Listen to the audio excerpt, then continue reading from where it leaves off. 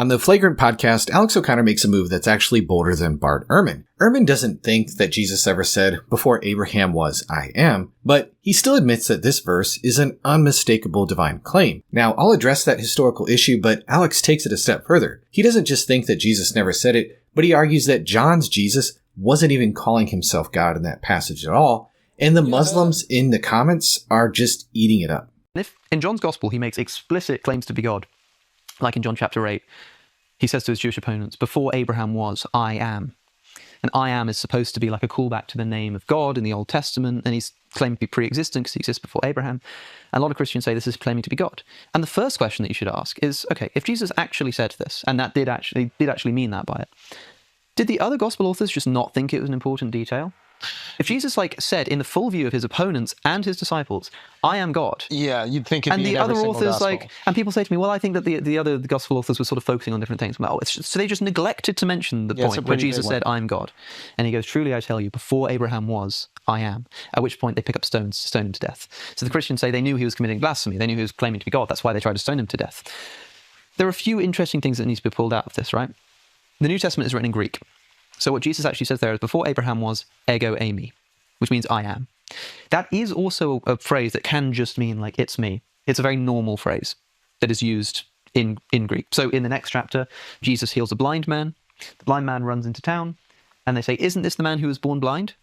And the man says, "Ego eimi, it's me." So here's Alex's case in a nutshell. Even if John 8:58 is fully historical, Jesus isn't claiming divinity here. The phrase ego eimi could just mean it's me, or maybe I was in God's plan before Abraham. And if Jesus really meant the divine name, he would have used different Greek words. In Alex's view, this isn't about eternal divine identity, it's just a Christian misunderstanding that got blown up later. But when you actually set the scene against what we know of Second Temple Judaism, it's actually very historically plausible and lines up perfectly. In John 8:56, Jesus says, "Abraham rejoiced that he would see my day. He saw it and was glad." Now that's not just a Christian spin. Jewish tradition already pictured Abraham seeing visions of the future age. Jubilee 16 promises Abraham that he'll see the blessings to the end of all generations. The apocalypse of Abraham shows him having a heavenly vision of redemption, and 4th Ezra remembers Abraham as the one who is shown the end of times. Jesus isn't dropping something alien to his Jewish setting here, he's actually stepping right into it. Then there's the whole idea of the pre-existent Son of Man. Alex seems to scoff at the idea that a Jew could claim existence before Abraham, but Second Temple Jewish texts already speak this way. In 1st Enoch, the Son of Man is portrayed as pre-existent, seated on a throne of glory, and even receiving worship. And then in 4th Ezra 13, the Son of Man comes from heaven itself, not even from human lineage. And then all of this, of course, flows from Daniel 7, where the Son of Man comes on the clouds, receives authority from God, and is worshipped by all nations.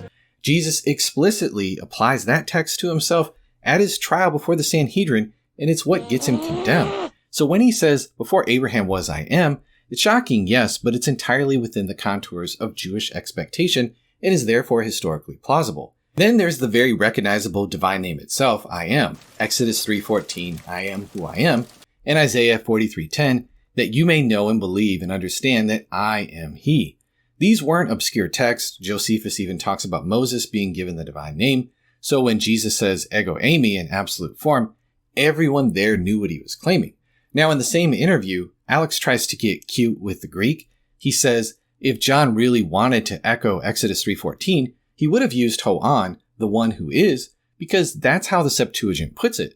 But this misses the point. John doesn't need hoan from Exodus because he's also pulling from Isaiah. Isaiah 43, 46, and 48, the Greek Old Testament has God repeatedly say ego eimi, I am, with no predicate, no qualifier, just absolute.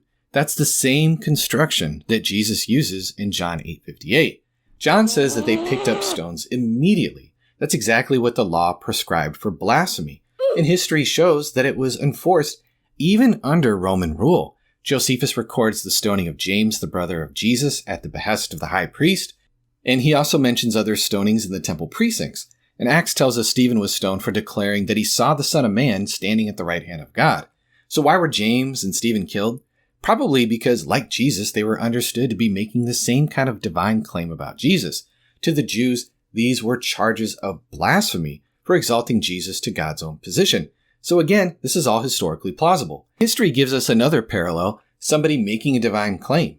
When Herod Agrippa strutted into the theater in gleaming robes and people hailed him as a god, Josephus says the reaction was immediate and deadly. He was struck down and died.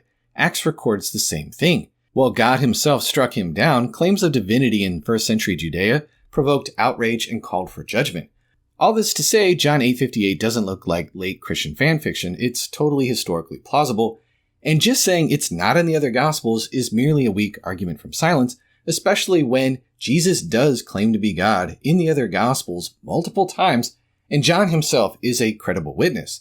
For a full defense on John's Gospel as an eyewitness account, check out Craig Blomberg's book, The Historical Reliability of John's Gospel, and Lydia McGrew's book, The Eye of the Beholder.